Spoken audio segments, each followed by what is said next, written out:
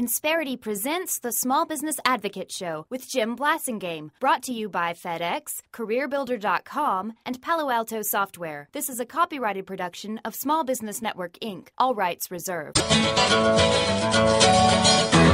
Talkers Magazine calls Jim Blasingame one of the best talk show hosts in the industry. Now remember, I do my best work when I'm being worshipped as a god. He's Jim Blasingame, the Small Business Advocate.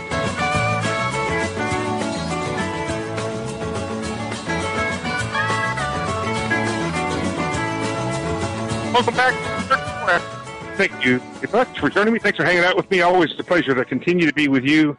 Very excited about having our good friend Diana Furchtgott-Roth back on the show, ladies and gentlemen. Diana is a senior fellow at the Manhattan Institute, a columnist for Real Clear Politics, author of Regulating to Disaster, How Green Job Policies Are Damaging America's Economy, and Women's Figures is another book that she's written. She's our good friend, a member of our Brain Trust, too. Diana Furchtgott-Roth, welcome back.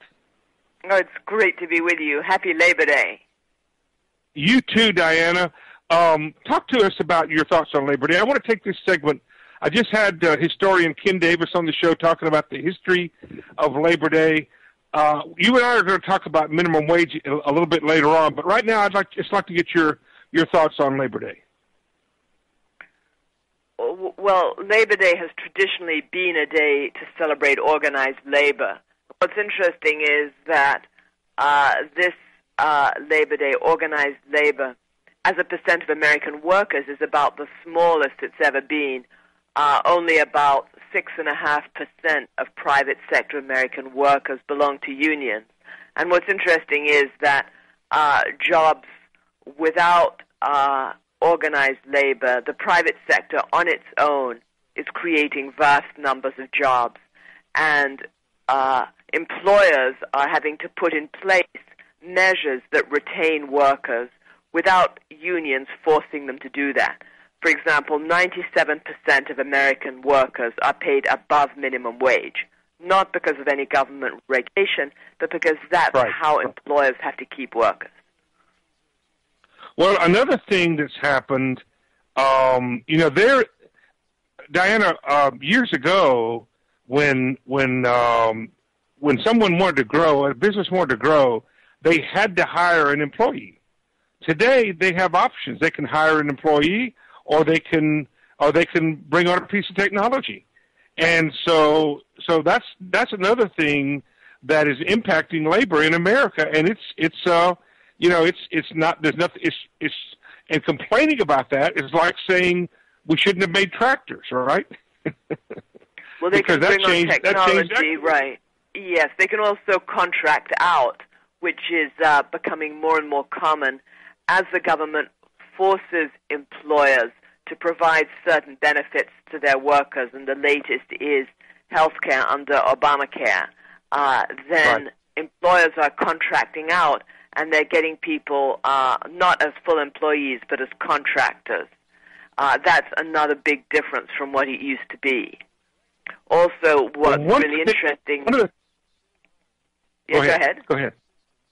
What's really interesting is that as the Obamacare provisions take effect, that says you have to provide health care to anyone who works more than 30 hours a week, then now employers are cutting back and they're hiring people fewer hours.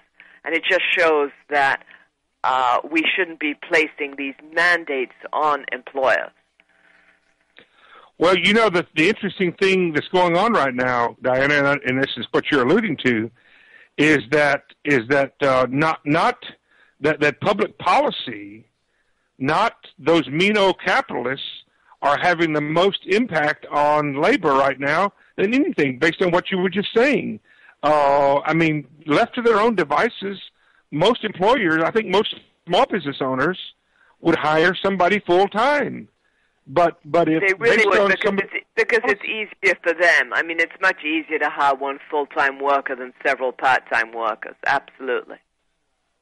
But when you go from 49 to 50 workers, you have to pay $40,000 a year in fines if you don't have the right kind of health insurance.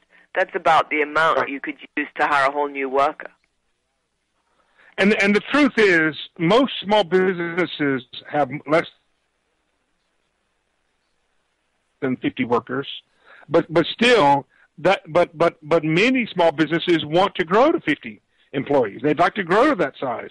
And the current it is very interesting. And Diana, we have to say that the people who are currently squealing the most about Obamacare are the unions, because they're now seeing that Obamacare is actually becoming their enemy, not their friend.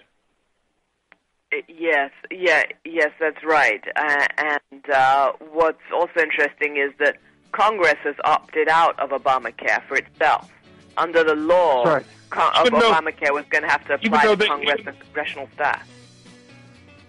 Even though the law was part of it, we talked about that on the show before. Hold on to that thought, Diana. Diana Furchtgott-Roth is our guest, ladies and gentlemen. She's an economist and a senior fellow with the Manhattan Institute. When we come back, we're going to talk about the minimum wage. 22, stay with us. Insperity presents the Small Business Advocate Show with Jim Blasingame, brought to you by FedEx, CareerBuilder.com, and Palo Alto Software. This is a copyrighted production of Small Business Network, Inc., intended for the private use of our audience. Except as otherwise provided by copyright law, all other copying, redistribution, or publication without prior written consent is prohibited. All rights reserved.